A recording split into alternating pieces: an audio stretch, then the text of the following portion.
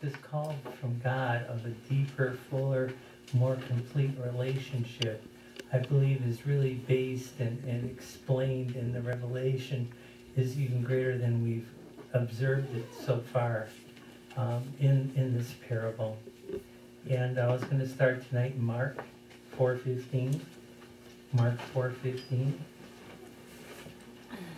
And I was going to start with verse 15. Mark 4:15. Okay. And these are they by the wayside, where the word is sown, but where they have heard, Satan cometh immediately and taketh the word that was sown in their hearts. That's interesting. If the word is sown, how can he take it? It's because the heart was hard, and it never was able to take root. It just laid on top of the ground. How many times when it's not, let's say you wanted to work on your lawn, and you have an area that's not grassy like it should be, and so you put a bunch of seed down, but you got to keep watering it in hopes that it'll take root. But if you don't, it's going to lay on top, and it can lay there for a very long time, and birds will come and eat it. I've had to sow, some seed in different areas. I had to chase the birds away. Well, this tells about it. If it's hard, how many hard hearts are there in the church? A lot. A lot of people are hard. How did they get so hard? Because they've been in the church so long, it doesn't mean anything to them anymore. The familiarity, they say, breeds contempt, but it's a hardness, because I've heard all that. Verse 16 says, and these are they likewise which are sown on stony ground, who when they've heard the word immediately receive it with gladness, and have no root in themselves, and so endure for a time. Afterward, when affliction or persecution ariseth for the word's sake, immediately they are offended. So they're shallow. They're shallow. They're easily offended by everything. I know so many churches, and it has bothered me for years, when they say, oh, yep, come on up, say the prayer, you're going to be a Christian, life's going to be wonderful. All your problems are taken care of. And I'm like, I want to scream, no, this isn't the gospel as the Lord has spoken it. They don't know that they're in for a real trial. They don't know that it isn't being presented properly. And then it continues, and these are they which are sown among the thorns, such as hear the word, and the cares of this world, the deceitfulness of riches, and the lust of other things entering in choke the word, and it becometh unfruitful. The thorns. Just how many of us have thorns in life? I ran into a bunch of them today, didn't you? They come in all shapes and sizes. They're male, they're female, they're tall, they're short.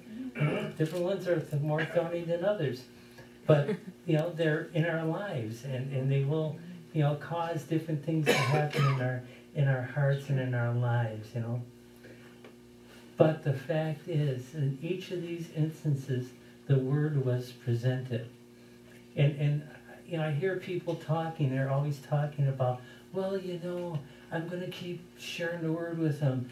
It'll get in. And I go back, to Abraham. I go back over all the years, in Scripture, and how, again and again, the Lord said, no, they heard the word.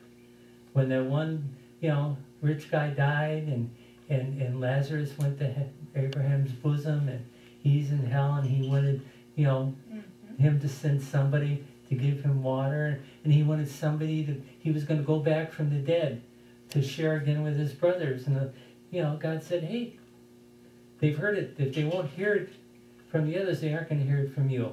And basically, that's where the church is right now. Wow. That the word has been presented so abundantly, so fully, that people, because of that, are just becoming so complacent. They don't have a foundation. in Luke 6:49,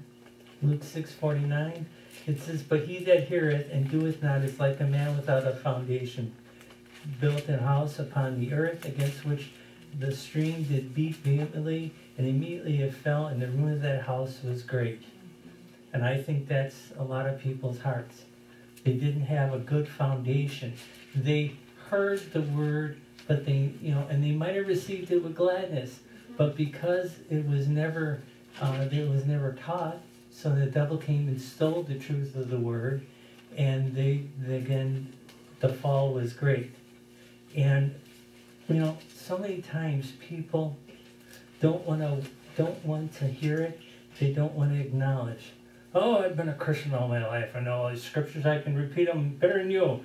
And I'm like, well, that doesn't mean anything. Doesn't mean anything. Just because you can repeat them, if they're in your head, that's wonderful, but it never got in your heart. And that's the key. It's got to get in the heart. And that's where the problem lies. People's hearts. People's hearts are not full of the word. They're not softened. They're not open to the word. And in Mark 7:20 and 21, it says, "And he said, what comes out of a man, that defiles a man. For from within, out of the heart of men, proceeded evil thoughts, adulteries, fornication, murders." Okay, now think about this. All right, we talk about the word, we hear the word, we may sing the word, we may talk the word, but it's in our head. If it's not in the heart, that is fallow ground. It's not been broken up, it's not getting in there. But also, when people say, well, I don't have evil thoughts, I have good thoughts all the time. But wait a minute, what's your thought life from your heart coming out? What's in your heart? See, you can be double-minded or your mind can be one place and your heart another. Right. And so you might be saying the right thing with your mouth, and with your mind might be, posed in one area. But where's your heart? Where's the heart? And that was the key I was going to get to tonight, all right? So we're in the sower and the seed, but it gets down to the point, where are the people's hearts? Are the hearts full of love? Are they full of the Lord? So many times, and I've been really studying Jesus in the Gospels, and how he talked to people and how he related to people and how he saw people, okay? And how he saw them. Many times, if you really read through the Gospels, it is said, he talks about their evil hearts of unbelief. So they were professing, maybe they were Pharisees, maybe they were Sadducees, maybe they were, new believers for a season. But the trials of life had, it didn't enter in, or the devil had stolen. It comes back to the heart. Where's the heart right? Is it right? Is it right in the Lord, or is it off somewhere else? Is there a lot of anger? Is there envy? Is there jealousy? Is there, perversion? Is there lust? All that can be in the heart, and they can be saying the right words. They can be saying, oh yes, and they can quote, oh yes, I believe this, I believe that. Well, that's wonderful, but where's your heart? And so Jesus always, if you look at it and think about it, all right, he didn't talk about what was in their minds. He talked about what was in their hearts.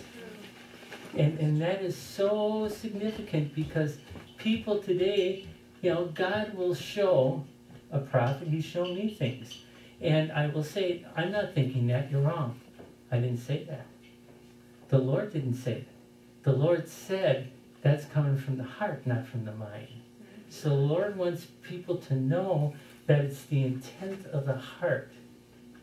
So here we are in the end of days, the end of the end of the end of time, right?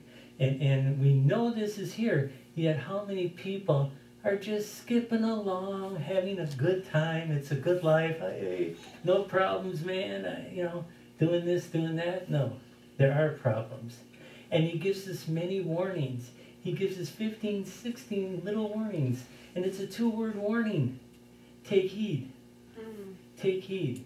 In Hebrews 3:12, take heed, brethren, lest there be in any of you an evil heart of unbelief, in departing from the Lord. Now that fits in with what's happening in the church. People coming and going. People church shopping. People will go somewhere until they're found out, or they think they're found out. And so they move on because they don't want to be found out. And why don't they want to be found out? Because they don't want to change. They want to stay the way they are.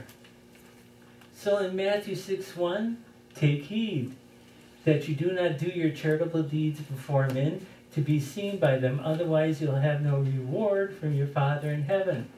Take heed. Take heed you don't be like a Pharisee in wanting the best places for seating. Today we don't have the gowns, but they would have the fancy gowns and they get real accolades and all this,